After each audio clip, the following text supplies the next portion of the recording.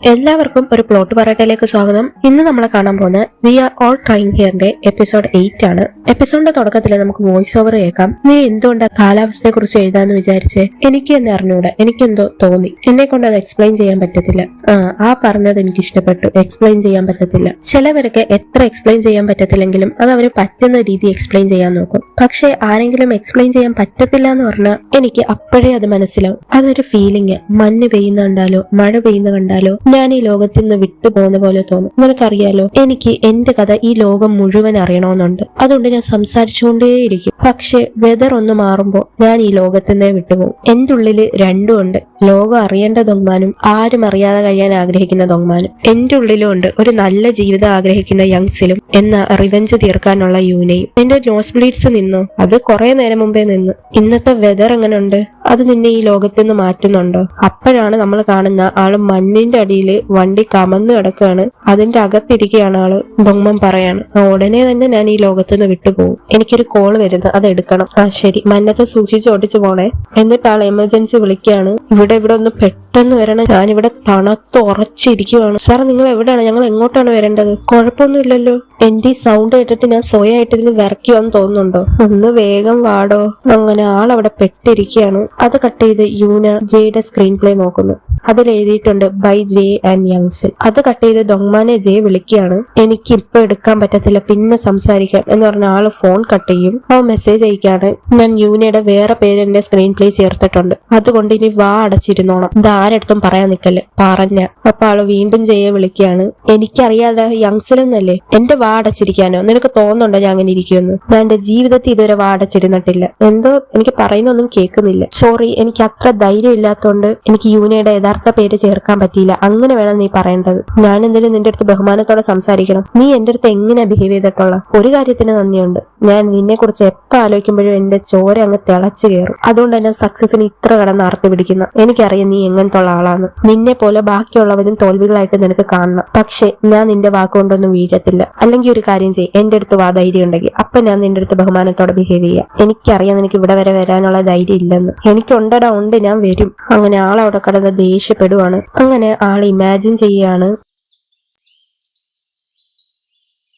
പ്രസന്റില് ആളെ ഹെൽപ്പ് ചെയ്യാൻ അവിടെ ആള് വന്നിട്ടുണ്ട്. എന്നിട്ട് ആള് വീട്ടില് ഫാനും വെച്ച് ഒരുപാട് കഴിച്ചിട്ട് ഗ്രൂപ്പില് മെസ്സേജ് അയക്കുകയാണ്, ഇന്ന് കാർ സ്ലോ മോഷനിൽ സ്കിഡ് ചെയ്ത്. ആരറിഞ്ഞു സ്ലോ മോഷൻ ഇത്ര സ്കേറിയാന്ന്? അപ്പൊ എല്ലാരും ഉറങ്ങിക്കൊണ്ടിരിക്കുകയാണ്. എന്നിട്ട് ആള് ജനല് തുറന്ന് ദൊങ്മാനേന്ന് വിളിച്ചു പോവാണ്. അത് കട്ട് ചെയ്ത് ഹേജിയും യോങ്സെ ഇരിക്കുകയാണ്. എന്തോ 300 മെസ്സേജസോ? ഇവന് വേറെ പണിയൊന്നുമില്ല, ഇതൊരു വലിയ മെസ്സേജ് ആയിട്ട് അയച്ചുകൂടെ? ഡിലീറ്റ് ചെയ്യാൻ എന്ത് പണിയാ? എപ്പോഴാണോ ഇവൻ ഇതൊന്ന് നിർത്തുന്നത്? എപ്പോഴാ നിങ്ങൾ ഇതൊന്നും നിർത്തുന്നത്? നമ്മൾ കഴിക്കുന്ന സമയം അവനെ കുറിച്ച് പറയുന്നത്. ഞാൻ എത്ര വട്ടം പറഞ്ഞിട്ടുണ്ട്, ഒരു ഇഡിയറ്റിനെ കുറിച്ച് വേണ്ടാത്തത് പറയുന്നവനും ഇഡിയറ്റാ. ഓർമ്മ ആൻഡ് ഗ്യാസ്മി, നിങ്ങളുടെ നിക്നെയിം പോലും എന്ത് ചീപ്പാ. ഞാൻ നിങ്ങളെ വേർപെടുത്താൻ എത്ര കഷ്ടപ്പെട്ടെന്നറിയാവോ? പക്ഷെ അതൊന്നും ഈ കാലത്ത് നടക്കത്തില്ല. നിങ്ങൾ സോൾമേറ്റ്സാ, അതുകൊണ്ട് അങ്ങനെ തന്നെ ജീവിച്ചു. അപ്പൊ യോങ്സ് ഇങ്ങനെ ഇരിക്കുകയാണ്. നെക്സ്റ്റ് സീനില് ഹേജി ചോയ്ക്ക് മെസ്സേജ് അയക്കുകയാണ്, ഞാൻ തന്ന സ്ക്രീൻ പ്ലേ കങ്സിക്കിന് കൊടുത്തായിരുന്നു, സോറി തിരക്കുള്ള സമയത്ത് മെസ്സേജ് അയക്കുന്നതിന്, പക്ഷെ ഇത് അർജന്റ് ആയോണ്ട്. എന്നിട്ട് ചോയ് വന്ന് യൂനി എടുത്ത് പറയാണ്, നീ ആ കോപ്പാർക്ക് ഫിലിം ഇൻഡസ്ട്രി അയച്ച സ്ക്രീൻ പ്ലേ വായിച്ചായിരുന്നു? വായിച്ചു. എന്നിട്ട് അത് എങ്ങനെ ഉണ്ട്? കൊള്ളാം. അത്രേ ഉള്ളൂ? നിനക്ക് എലാബറേറ്റ് ചെയ്യാൻ അറിഞ്ഞൂടാ? ഞാനത് കങ്സിക്കിന് അയക്കണോ? അയച്ചാൽ എനിക്ക് വഴക്ക് കേൾക്കൂ. അതൊരു നാണക്കേടാ നമുക്ക് ആ ഫിലിം ചെയ്യാൻ പറ്റാത്തത്. ഈ വർഷം ഞാൻ വായിച്ചിട്ടുള്ളതിൽ ടോപ്പ് 2 ലിസ്റ്റിലുള്ളത് ആ സ്ക്രീൻ പ്ലേ. എപ്പോഴും ഉള്ള സാധാ ഹൊറർ മൂവീസ് പോലെയല്ല, ഇതിനകത്ത് ടെൻഷനോ ബിൽഡപ്പോ ഒന്നുമില്ല. ആൾക്കാര് തിയേറ്ററിന്റെ ഡോറ് തുറക്കുന്നതിന് മുമ്പേ അവിടെ കാത്തേക്കും. ആ സ്ക്രീൻ പ്ലേ ഇങ്ങ് തന്നെ. നെക്സ്റ്റ് സീനില് ജണ്ണും യൂനയും കൂടെ സംസാരിക്കുകയാണ്. നീ എന്തിനാ എന്റെ സ്ക്രീൻ പ്ലേ എന്ന് മാറിയ? നിനക്ക് പറഞ്ഞുകൂടായിരുന്നു ഞാനുമായിട്ടൊന്ന് ഡിസ്കസ് ചെയ്യട്ടെന്ന്? അങ്ങനെ ചെയ്തിട്ടും കാര്യമുണ്ടോ? ഇല്ല. ഇപ്പൊ അവരങ്ങനെയൊക്കെ ചെയ്തോട്ടെ, നോക്കിക്കോ, ഒരു നാട് ഞാൻ നല്ല സക്സസ്ഫുൾ ആവും. നെക്സ്റ്റ് സീനില് ദൊങ്മാൻ പ്രിന്റ് എടുത്തോണ്ടിരിക്കുമ്പോ കൂടെ വർക്ക് ചെയ്യുന്ന ആള് വരികയാണ്. നിന്റെ പ്രിന്റർ ശരിയാക്കാൻ നോക്ക്. നിനക്കൊരു കാര്യം അറിയാമോ? ഞാൻ ഡിബേറ്റ് ചെയ്ത് എന്റെ മൂവി ഹിറ്റ് ആയാലും ഞാനിവിടെ പഠിപ്പിക്കാൻ വരും. നീ എന്താന്ന് വെച്ചാ ചെയ്തോ. അത് കട്ട് ചെയ്ത് ഷോയി ആ സ്ക്രീൻ പ്ലേ വായിച്ചിട്ട് ഞെട്ടിയിരിക്കുകയാണ്. ഈ സ്ക്രീൻ പ്ലേ എന്ത് അടിപൊളിയാ. എന്നിട്ട് ഹേജി എടുത്ത് വിളിച്ച് പറയാണ്, ഇന്നൊരു റൂം ഒഴിച്ചിട്ടേരെ, കങ്സിക്ക് വരുന്നുണ്ട്. കങ്സിക്കോ? ഇന്നോ? ഞാൻ വിചാരിച്ചു ഞാൻ നിങ്ങളെ കുറെ ശല്യപ്പെടുത്തുവാന്ന്. Thank you. എന്നിട്ട് ഹേജി മെസ്സേജ് അയക്കുകയാണ്, ഇന്ന് ദൊങ്മാൻ കഫേ വരാതെ ഒന്ന് ശ്രദ്ധിച്ചോണേ. പക്ഷേ അത് ഗ്രൂപ്പ് ചാറ്റിലായി പോവുകയാണ്. അത് ഓൾറെഡി ദൊങ്മാൻ കണ്ടു കഴിഞ്ഞു. ആളുടെ സ്ക്രീൻ പ്ലേ പ്രിന്റ് എടുത്ത് അതില് ഹേജിയുടെ പേരാണ് സി ആയിട്ട് എഴുതിയേക്കുന്നത്. എന്നിട്ട് ജൻ ദൊങ്മാനോട് പറയുന്നത് വോയിസ് ഓവർ ആയി കേൾക്കാം. അത് ഇന്ന് കങ്സിക്ക് കഫേയിൽ വരുന്നുണ്ട്. ജെയുടെ മൂവി മൂവിക്ക് വേണ്ടി കാസ്റ്റ് ചെയ്യാൻ വേണ്ടിയിട്ടാ. നീയും ചെയ്യും അത്ര നല്ല ടേംസിലല്ലെന്ന് ഹേജിക്ക് അറിയാം. അതുകൊണ്ട് അങ്ങനെ ആള് ഭയങ്കര സാഡായി വന്ന് ക്ലാസ്സിൽ നിൽക്കുവാണ്. അത് കട്ട് ചെയ്ത് യൂനയും ഗ്രാൻഡ്മയും കൂടെ നിൽക്കാണ്. ഈ നടു കൊണ്ടുപോയി ഡോക്ടറിനെ കാണിച്ചില്ലെങ്കിൽ എന്നെ പണ്ട് എടുത്ത് നടന്ന പോലെ ഞാൻ ഗ്രാൻഡ്മയെ എടുത്ത് നടക്കേണ്ടി വരും. അതെന്തിനാ ഗ്രാൻഡ്മ എന്നെ പണ്ട് എടുത്ത് നടന്ന്? എനിക്കത് ഇഷ്ടമായോണ്ട്. അപ്പോ ഗിംബാപ്പ് വാങ്ങിക്കാൻ ഒരാൾ വരുന്നു. നോക്കുമ്പോ അത് അസിസ്റ്റന്റ് ആണ്. അസിസ്റ്റന്റ് ക്യാഷ് കാർഡും കൂടെ കൊടുത്തിട്ടാണ് പോയത്. യൂന അത് കണ്ട് ആളുടെ പുറകെ പോകുമ്പോ ആള് അവിടെ നിന്ന് ഓൾറെഡി പോയി കഴിഞ്ഞ്. നെക്സ്റ്റ് സീനില് കങ്സിക്ക് കഫേയിലോട്ട് വരികയാണ്. എന്നിട്ട് ഗ്യോങ്സയായിട്ട് സംസാരിക്കുകയാണ്. ഇപ്പോഴത്തെ മൂവിക്കൊക്കെ എന്താ കുഴപ്പം? ഞാൻ കേട്ടത് എഡിറ്റ് ചെയ്യുന്ന എഡിറ്റേഴ്സിന് വരെ പാടാന്ന്. എല്ലാം ബോറായോണ്ട്. പണ്ടൊക്കെ എന്ത് നല്ല മൂവീസ് ഉണ്ട് പല കോൺസെപ്റ്റിലുള്ള. ഇപ്പൊ എല്ലാം ഒരേപോലത്തെ. എന്താ പറ്റിയത്? എല്ലാരും ഇപ്പൊ ടെൻഷൻ ആവരുത്. ആൾക്കാരെ നോർമലി സംസാരിക്കുന്ന മൂവീസ് ഒക്കെ ഞാൻ മിസ് ചെയ്യുക. എന്നിട്ട് അങ്ങോട്ടേക്ക് ചോയ് വരികയാണ്. എന്നിട്ട് ആളെ ബിയർ കാണിക്കുന്നു. ആളത് കുടിക്കാൻ വരുമ്പോ പറയാണ്, നമുക്കിത് 1 മണിക്കൂർ കഴിഞ്ഞിട്ട് കുടിക്കാം. 1 മണിക്കൂർ മതി ഇത് വായിക്കാൻ. നമുക്ക് കുടിച്ചിട്ട് വായിക്കാന്നേ. ഈ സ്ക്രീൻ പ്ലേ വായിച്ചതിന് ശേഷം ഇപ്പോഴും എന്റെ നെഞ്ചിടിച്ചോണ്ടിരിക്കുക. സൗത്ത് കൊറിയയിൽ ഇങ്ങനൊരു ക്യാരക്ടറേ ഇല്ല, ഇനി വരാനും പോകുന്നില്ല. അത്രയ്ക്ക് അടിപൊളി സ്ക്രീൻ പ്ലേ ആയത്. ചിലപ്പോ നീ ഇത് വായിച്ചിട്ട് എന്റെ കാലിൽ കിടക്കും. നെക്സ്റ്റ് സീനില് 4 പേരും കൂടി ഇരുന്ന് കഴിക്കുകയാണ്. ഞാൻ കേട്ടത് കങ്സിക്കിന്റെ മൂവീസിൽ ഇപ്പൊ ആൾക്കാർ തിയേറ്ററെങ്കിലും വരാറുള്ളൂ എന്ന്. പക്ഷെ അയാൾക്ക് ഇത്ര ക്രൂര സ്വഭാവമായിട്ട് എന്താ അയാളെ ഇറക്കി കളയാത്ത? അയാളെ ഇറക്കി കളഞ്ഞാൽ പിന്നെ മൂവി ഫുള്ള് തീരത്തില്ലേ? ജയ്ക്ക് എന്ത് ഭാഗ്യവാ അവന്റെ ആദ്യത്തെ ഫിലിമിൽ തന്നെ കങ്സിക്കിനെ ആക്ടറാക്കാം. അപ്പൊ എല്ലാരും കൂടെ കണ്ണാടിയെ നോക്കുവാണ്. എന്റെ വയറ് വേദനിക്കുന്ന ആരെങ്കിലും നല്ല രീതിയിൽ ചെയ്യുന്നുണ്ട് എനിക്ക് അപ്പോഴേ വയറ് വേദനിക്കും. ദൊങ്മാനെ നിനക്ക് എങ്ങനെ ഇങ്ങനെ ആവാൻ പറ്റുന്നേ? ഞങ്ങൾ ഡിബറ്റ് ചെയ്തപ്പോഴും നീ ഇങ്ങനെയായിരുന്നു. ദൊങ്മാൻ കണ്ണാടിയോട് പറയാണ്, നീയാണ് എല്ലാത്തിനും കുഴപ്പം. എല്ലാരും ഡിബറ്റ് ചെയ്ത് പോയി അവസാനം നമ്മളെ രണ്ടുപേരെ ഉള്ളായിരുന്നു. എന്നിട്ട് നീയും ഡിബറ്റ് ചെയ്തപ്പം എന്നെ ഒരു മൈൻഡും ഇല്ല. ഇപ്പോഴും നിനക്ക് എന്നെ ഒരു മൈൻഡും ഇല്ല എന്ന് പറഞ്ഞാൽ ആളവിടെ നിന്ന് എണീറ്റ് പോവാണ്. ദൊങ്മാൻ പോയി കഴിയുമ്പോൾ കണ്ണാടി പറയുന്നുണ്ട്, നമുക്ക് അവനെ ഇങ്ങനെ സമാധാനിപ്പിക്കുന്ന നിർത്തിക്കൂടെ? നീ പറയുന്നത് സൂക്ഷിച്ചു വേണം. അവൻ എവിടെ എത്തത്തില്ല എന്ന് പറഞ്ഞ ജൂനിയേഴ്സ് വരെ ഇപ്പൊ വലിയൊരു മൂവി ചെയ്യാൻ പോവുക. അവൻ എങ്ങനെയാ ഇപ്പൊ ജീവിച്ചു പോന്നെ? എന്നിട്ടാള് നല്ല ദേഷ്യത്തിൽ നടന്ന് കഫേയിലോട്ട് വരികയാണ്. എന്നിട്ട് നേരെ ടോയ്ലറ്റിൽ പോന്നു. എല്ലാരും ഇങ്ങനെ നോക്കി നിൽക്കുവാണ് അവന്. എന്നിട്ട് ആള് നാണക്കേട് കാരണം ജനലിൽ കൂടെ പോവാനും നോക്കുന്നുണ്ട്. അത് കട്ട് ചെയ്ത് ചോയ് വന്ന് ചോദിക്കുമ്പോ കങ്സിക്ക് പറയാണ്, എന്റെ ലൈഫ് എന്താ ഇങ്ങനെ? എന്തുകൊണ്ട് എനിക്ക് തന്നെ ഈ നല്ല സ്ക്രീൻ പ്ലേ ആദ്യം തന്നെ കിട്ടുന്നു? എന്നിട്ട് ജയ് അങ്ങോട്ട് വിളിക്കുകയാണ്. അങ്ങനെ അവര് ഡീൽ ഉറപ്പിക്കുന്നത് ദൊങ്മാൻ കാണുവാണ്. നെക്സ്റ്റ് സീനില് ഹേജിയും ദൊങ്മാനും കൂടെ സംസാരിക്കുകയാണ്. നിനക്കറിയാലോ, നിനക്ക് ആരെ വേണമെങ്കിലും ഹേറ്റ് ചെയ്യാം, അത് നിന്റെ ഇഷ്ടം. നിനക്കറിയാവോ, എന്റെ സ്ക്രീൻ പ്ലേ നിനക്ക് തരാൻ വേണ്ടിയാണ് ഞാൻ ഇരുന്നത്. പക്ഷേ ജയ് ഇവിടെ ഉള്ള സമയം എനിക്കത് നിനക്ക് തരാൻ പറ്റത്തില്ല. നീയും ജയ്യും ഒരേ ഗ്രാൻഡിന് അപ്ലൈ ചെയ്ത, പക്ഷെ കിട്ടിയത് ജയിക്ക. അവൻ അത് അവന്റെ അവസാനത്തെ അവസരമെന്ന് പറഞ്ഞ് കടിച്ചു പിടിച്ചിരുന്ന് എഴുതിയ സ്ക്രീൻ പ്ലേ ആയത്. നീ ഗ്യോങ്സെ ഇങ്ങനെ പിടിച്ചെടുത്തുന്ന പോലെ എന്നെ അതൊന്ന് പിടിച്ചെടുത്തിയായിരുന്നെങ്കിൽ ഞാനിപ്പോ ഓൾറെഡി ചെയ്തേനെ. നിനക്ക് നാണമില്ലേ ഗ്യോങ്സയുടെ മൂവി ഇങ്ങനെ പൊട്ടിപ്പോകുന്നതിന്? ദൊങ്മാനെ, ഞാനൊരു കാര്യം പറയട്ടെ, എനിക്ക് ഗ്യോങ്സയോട് റെസ്പെക്ട് ഉണ്ട്. എത്ര കേട്ടാലും അവൻ വീണ്ടും എഴുതും. പറ്റുന്നിടത്തോളം എഴുതിക്കൊണ്ടിരിക്കും. ഒരു ദിവസം ഞാൻ ഹിറ്റ് ആവൂന്ന് പറഞ്ഞ് അവൻ എഴുതും. അവൻ വീണ്ടും ഈ റിങ്ങിലോട്ട് വന്നോണ്ടിരിക്കും. അല്ലാതെ പകുതിക്ക് വെച്ച് ഇട്ടിട്ട് പോത്തില്ല. അതുകൊണ്ട് ഇനി മുതൽ ഗ്യോങ്സയെ കുറിച്ചുള്ള വേണ്ടാത്ത കാര്യങ്ങൾ എന്റെ മുമ്പിൽ വെച്ച് പറയരുത്. ഇത് ഗ്യോങ്സെ മാറിയെന്ന് കേൾക്കുന്നുണ്ട്. ദൊങ്മാനും ഒന്നും പറയാനില്ല. അത് കട്ട് ചെയ്ത് കങ്സിക്ക് ഇറങ്ങാൻ നിൽക്കുമ്പോ ദൊങ്മാൻ അങ്ങോട്ട് വന്ന് ഷെയ്ക്ക് ഹാൻഡ് ചോദിക്കുകയാണ്. അങ്ങനെ ഷെയ്ക്ക് ഹാൻഡ് ചെയ്ത് അവൻ മുറുകെ പിടിക്കുന്ന കൈ. കങ്സിക്ക് അതിലും മുറുകെ പിടിച്ച് അവനോട് പറയാണ്, കൈയുടെ സ്ട്രെങ്ത് കുറച്ച് കൂട്ടാൻ നോക്ക് എന്ന് പറഞ്ഞ് പോവാണ്. പോയി കഴിഞ്ഞ് ചോയ് പറയാണ്, ബാക്കിയുള്ളവരെ സ്ട്രെസ് എടുപ്പിക്കാതിരിക്കാൻ നോക്ക്. എങ്ങനെയാ മാറി നിൽക്കാൻ പോലും അറിഞ്ഞൂടല്ലോ. എന്നിട്ട് ദൊങ്മാൻ ചോയ് അടിക്കാൻ വരുന്ന കണക്ക് കാണിച്ചിട്ട് പറയാണ്, നീ ആദ്യം മാറിയില്ലേ എന്ന് പറഞ്ഞ് പോവാണ്. നെക്സ്റ്റ് സീനില് യൂനയും ആക്ട്രസും കൂടെ സംസാരിക്കുകയാണ്. പറ, എന്താ നിനക്ക് ആ വീട് വാങ്ങിക്കാൻ പറ്റാത്ത?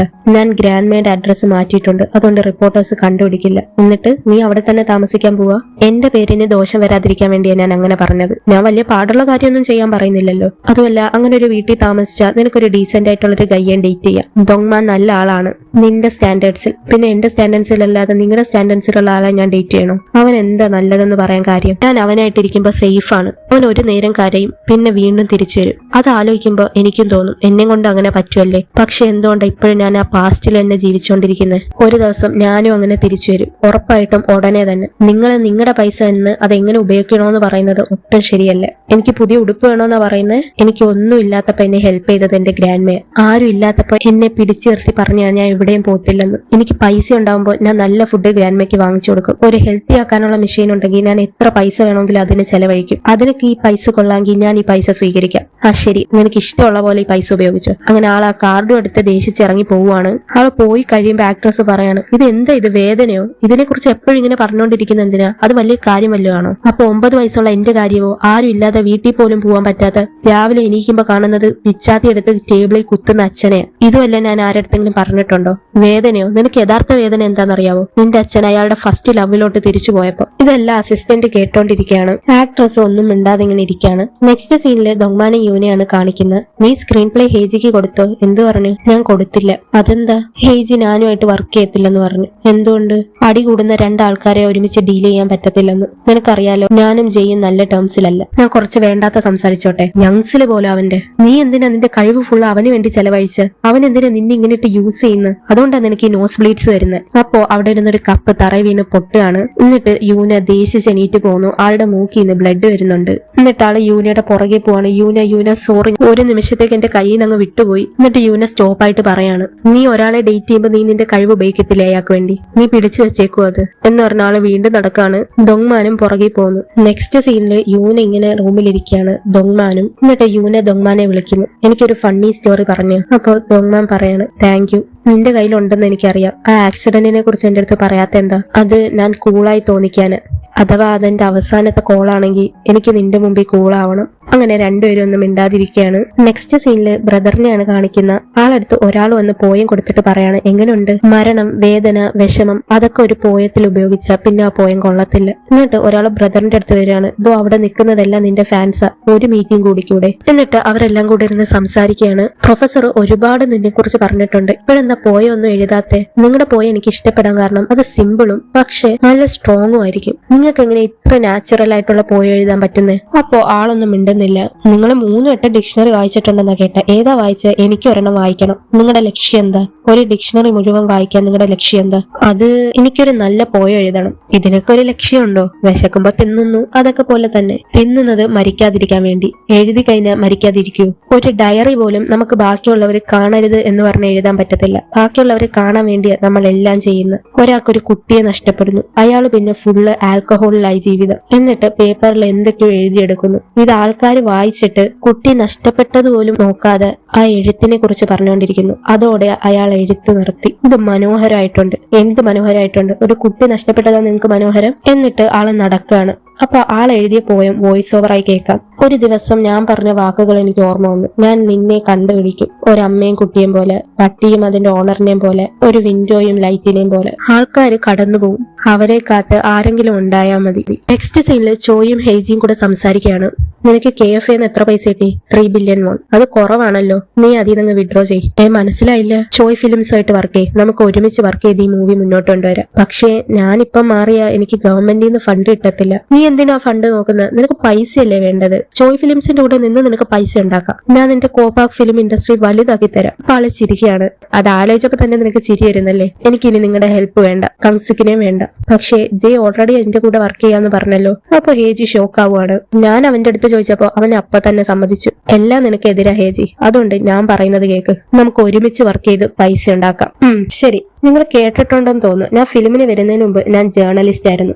അറിയാം. എനിക്ക് ന്യൂസ് കിട്ടാൻ വേണ്ടി ഞാൻ എന്തും ചെയ്യും. പക്ഷേ എനിക്ക് ഒരു ദിവസം ഒന്നും കിട്ടിയില്ല. അപ്പൊ ബോസ് വിളിച്ചു ചോദിച്ചു, ന്യൂസ് ഒന്നും ഇല്ലേ? ഞാൻ പറഞ്ഞു ഒന്നുമില്ല. നീ ഇപ്പൊ എവിടെയാ? ഞാൻ പറഞ്ഞു ഹാളിൽ. അന്ന് അതിന്റെ ഉള്ളിൽ പോ. ഞാൻ അതിന്റെ ഉള്ളിൽ പോയി. ഫ്യൂണറൽ ഹാളിൽ കയറാൻ പറഞ്ഞു. ഞാൻ അവിടെ കയറി. ആര് മരിച്ചു? ഏതെങ്കിലും ഒരു മരണം അവിടെ ഉണ്ടോ? ഒരു കൊച്ചുകുട്ടി മരിച്ചിട്ടുണ്ടായിരുന്നു. അതിന്റെ അകത്ത് പോയി അതിന്റെ പാരന്റ്സിനോട് ചോദിക്കും, കുട്ടി എങ്ങനെയാ മരിച്ചതെന്ന്. ഞാൻ പറഞ്ഞു എന്നെ കൊണ്ടത് ചെയ്യാൻ പറ്റില്ല. കേൾക്കാത്തപ്പോ ഞാൻ വീണ്ടും പറഞ്ഞു എന്നെ കൊണ്ടത് ചെയ്യാൻ പറ്റില്ല.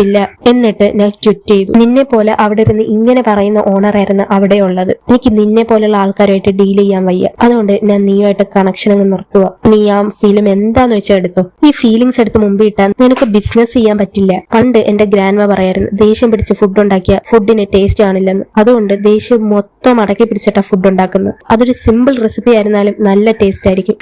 ഫീലിങ്സ് മാറ്റർ ചെയ്യും. കാണുന്ന ആൾക്കാർക്കും നല്ലതുപോലെ തോന്നണം. പടമായ എല്ലാത്തിനും നന്ദി എന്ന് പറഞ്ഞ ആള് പോവാൻ നിൽക്കുമ്പോ ചോയ് പറയാണ്, നിനക്ക് ഇനി ഒരുപാട് പോവാനുണ്ട് ഹേജി. ഈ ഒരു സ്വഭാവം കാരണം നിനക്ക് പൈസ ഉണ്ടാക്കാൻ പറ്റാത്ത. ആരാ പൈസക്ക് വേണ്ടി മൂവി ഉണ്ടാക്കുന്നത്? അവര് ഫണ്ടിന് വേണ്ടിയാ ചെയ്യുന്നത്. നെക്സ്റ്റ് സീനില് യങ്സയും ഗ്യോങ്സയും നെട്ടി ഇങ്ങനെ നോക്കി നിൽക്കുകയാണ്. ഹേജി അവിടെ പാട്ടില്ലാതെ വെറുതെ കിടന്ന് ഡാൻസ് ചെയ്യാണ്. എന്നിട്ട് ഹേജി പറയാണ്, ഞാൻ അന്ന് ക്വിറ്റ് ചെയ്തതിന് ശേഷം കരഞ്ഞോണ്ട് വന്ന് കടക്കാൻ നേരത്തെ ഗ്യോങ്സ എനിക്ക് മെസ്സേജ് അയച്ചു, നിനക്ക് ആ സ്ക്രീൻ പ്ലേ ഒന്ന് വായിക്കാവോ? ഞാൻ വായിച്ചത് ഇവന്റെ ആദ്യത്തെ പടമായിരുന്നു. അത് വായിച്ച് ഞാൻ ഒരുപാട് ചിരിച്ചു. എന്നിട്ട് ഉടനെ ഗ്യോങ്സയെ വിളിച്ചിട്ട് ഞാൻ പറഞ്ഞു, ഗ്യോങ്സെ ഐ ലവ് യു. എന്തെങ്കിലും ഒരു നല്ല കാര്യം കണ്ട നമ്മൾ അപ്പോഴേ അതിനെ പ്രശംസിക്കും. ഒരു കരഞ്ഞുകൊണ്ടിരിക്കുന്ന വുമണിനെ ചിരിപ്പിക്കാൻ പറ്റുന്ന ആ ആള് ഇപ്പൊ എവിടെ പോയി? ആ ആള് മരിച്ചുപോയി എന്ന് പറഞ്ഞ് ഗ്യോങ്സെ ഇറങ്ങി പോവാണ്. അപ്പൊ അങ്ങോട്ട് ദൊങ്മാനും വരുന്നു. രണ്ടുപേരും മൈൻഡാക്കാതെ നടന്നു പോവാണ്. നെക്സ്റ്റ് സീനില് ചോയ് യുവിനോട് ചോദിക്കുകയാണ്, നീ പറഞ്ഞ ജെ എഴുതിയത് ടോപ്പ് 2 ആണല്ലേ, ടോപ്പ് 1 എന്താ ഉള്ള? Whether maker. എന്ത് മേക്കർ?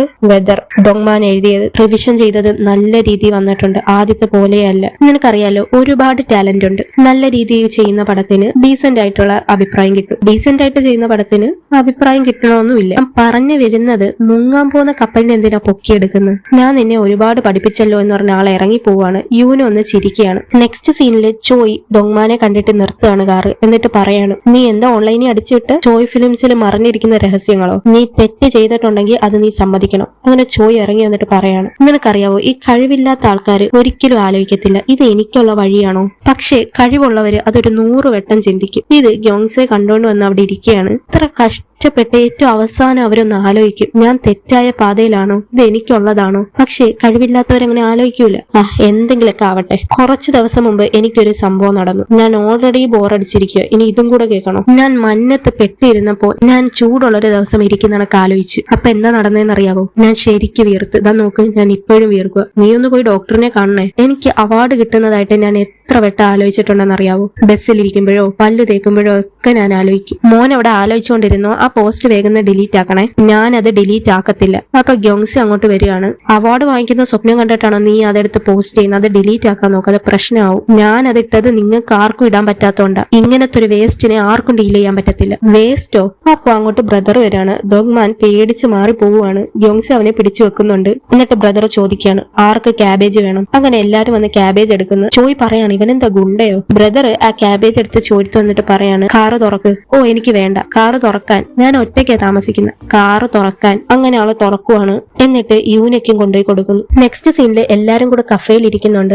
ദൊങ്മാൻ എന്തൊക്കെയോ അവിടെ നിന്ന് സംസാരിക്കുന്നുണ്ട്. അപ്പോ ഹേജി ഇങ്ങനെ ആലോചിക്കുകയാണ്. ഹേജി കഫേയിൽ പോയിട്ട് പറയാണ്, ആ ഡയറക്ടറിനെ ഓൾറെഡി ഒരാൾ എടുത്തു കഴിഞ്ഞ്, അതുകൊണ്ട് നമുക്കൊരു കാര്യം ചെയ്യാൻ പറ്റും. ഗ്രാൻഡ് കിട്ടാനുള്ള റണ്ണറപ്പ് ഉണ്ട് ഇവിടെ. ആളുടെ സ്ക്രീൻ പ്ലേ എടുത്താൽ വലിയ കുഴപ്പമാവത്തില്ല. അതിന്റെ പേര് വെദർ മേക്കർ എന്ന ഹോങ് ദൊങ്മാന്റെ. അപ്പോ ഹേജി ഞെട്ടുകയാണ്. എന്നിട്ട് അത് ആള് വായിക്കുകയാണ്. എങ്ങനുണ്ട്? കുറെ എന്തൊക്കെയോ നടക്കുന്നുണ്ട്. ഞാൻ അത്രയും പൈസ ഇട്ട് ചെലവാക്കിയ ഞങ്ങൾക്ക് മനസ്സിലാവും. എന്നാൽ നമുക്കത് വിട്ടേക്കാം. പ്രസന്റില് ഹേജി ദേഷിച്ച് ചാടി എണീക്കാണ്. എനിക്ക് നിന്നെ കൊണ്ട് മതിയായി. എത്ര കേട്ടാലും നീ പഠിക്കത്തില്ല. ഇനി നീ കളത്തിലിറങ്ങി നീ വാങ്ങിക്കാനുള്ളത് വാങ്ങിച്ചോ. അതെനിക്ക് എത്ര പൈസ പോയാലും കുഴപ്പമില്ല എന്ന് പറഞ്ഞ ആള് ഫോൺ എടുക്കുകയാണ്. ഞാൻ ആ റണ്ണറപ്പിന്റെ സ്ക്രീൻ പ്ലേ എടുക്കുക. അത് തന്നെ ദൊങ്മാന്റെ വെദർ മേക്കർ. അപ്പോ എല്ലാരും ഞെട്ടി നോക്കുവാണ്. എന്നിട്ട് അവനോട് പറയാണ്, നീ തീർന്നു. എന്നിട്ട് ഹേജിയും ദൊങ്മാനെ കാണിച്ച് എപ്പിസോഡ് 8 ഇവിടെ അവസാനിക്കുകയാണ്. അടുത്ത എപ്പിസോഡായി അടുത്ത വീഡിയോ കാണാം. വീഡിയോ ഇഷ്ടപ്പെട്ട ലൈക്ക് ചെയ്ത് സബ്സ്ക്രൈബ് ചെയ്യാൻ മറക്കല്ലേ. Bye guys.